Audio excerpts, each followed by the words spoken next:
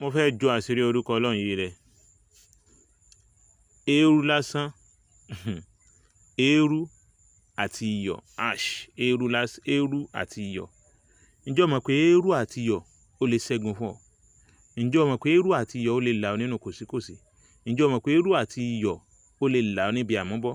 Ǹjẹ́ o mọ̀ pé Eeru àti iyọ̀ ó lè lọ níbi ogun òdílé?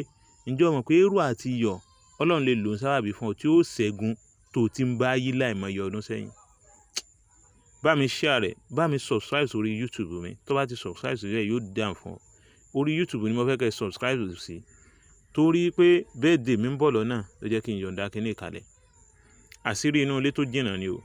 Àmọ́ kò sí ní tá mú wáyé, kò sí ní tá mú lọ́run. Torí pé a kú láyé níjọ́ kan. Àwọn tí wọ́n ní jù á lọ kí náà fi dà. A kú láyé níjọ́ kan. Lọ bá mi wá Eeru ojú àrò. Bó jẹ́ pé àsìkò gáàsì là báyìí. Tó bá ti bá mi share rẹ̀, bá mi tẹ love and like, bá mi share rẹ̀.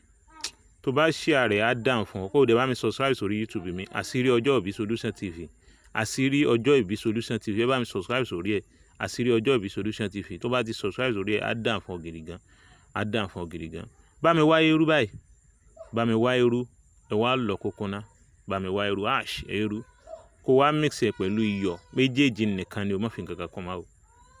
Tó bá lè ṣiṣẹ́ yìí, ó bọ̀, ọ̀nà ó sì bẹ̀rẹ̀ sí ní là fún ọ.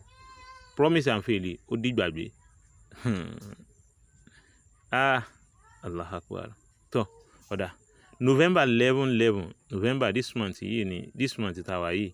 Òní torí òní ni 3 ẹ̀yọ coming Saturday ni wedding mi. Astagfirullah. Òní birthday mi, sorry. Òní birthday mi November 11. Màá yí jùlẹ̀ báyìí. Ẹ lọ wá Eeru àti Eeru, ẹ bá mi lọ kókóná. Ẹ wá mix iyọ̀ díẹ̀ mọ́. Tí bá ti wá mix iyọ̀ mọ́, ẹ wá pín sí ọ̀nà mẹ́rin. Alákọ̀ọ́kọ́ ẹ dà sínú epo pupa díẹ̀. Epo pupa bíi cover kìíní, bíi cover bígì kan. Ẹlẹ́ẹ̀kejì ẹ wá ẹ̀kọ kan, ẹ mix ẹ̀ mọ́, ẹ fọ́ mọ́ ẹ̀kọ, ẹ fọ́ mọ́ ara dáadáa. Ẹlẹ́ẹ̀kẹta ẹ dì sínú nylon. Ẹ̀yọ̀. Ẹlẹ́ẹ̀kẹta ẹ dì sínú nylon. Ẹlẹ́ẹ̀kẹrin ẹ wá pò mọ́ ọṣẹ. Tí bá ti dé ilé ìwẹ̀, tí bá ti kọrí sí bathroom, tí bá ti dé ilé ìwẹ̀, ẹ wá nú èyí tẹ́ mú dání o, ẹ dà yẹn sínú omi ìwẹ̀. Ẹ wá mú alákọ̀ọ́kọ́, ẹ fi epo pupa ń para pẹ̀lú Eeru àti iyọ̀ tó wà nù rẹ̀. Ẹlẹ́ẹ̀kejì ẹ fi ẹ̀kọ yẹn para. Ẹ wá fi ẹ̀kọ yẹn para lérí epo pupa yẹn fọ̀pọ̀, ẹ fi ra gbára yẹn látòkè délẹ̀.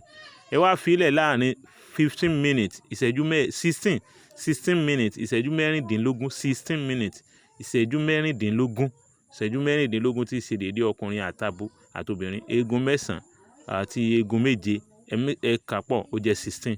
Ẹ̀yìn bọ́sọ̀ ọkùnrin ní í ṣọ́, bọ́sọ̀ obìnrin ní í ṣọ́, wàá bọ́. Tẹ wá mix ẹ̀, tẹ bá ti wá fi ìyún náà rárá, ẹ wá mú ìkẹrin tẹ́ lé ọṣẹ mọ́ lára wọn, ẹ wá fi ọṣẹ yẹn wẹ̀ dáadáa. Tó bá rọ̀ yín lọ́rùn, ẹ lọ ju kẹ̀kẹ́ náà sínú odò. Tẹ bá ti wẹ̀ tán, ẹ lọ jù sínú odò. Lógo Ọlọ́run, ìpè tó ti gbà tipẹ́ tó jẹ́ ìpè ìdùnnú, wá bẹ̀rẹ̀ sí ní gbà. Àṣírí inú ilé ni o, àṣírí orúkọ Ọlọ́run ni ó sì confirm. Àmọ́ ẹ̀bẹ̀ kan ni mo bẹ̀ yín, ẹ bá mi subscribe sórí YouTube mi. Ẹ share rẹ̀, bá mi invite àwọn èèyàn kan subscribe sórí YouTube mi. Àṣírí ọjọ́ ìbí Solution TV. Thanks so much.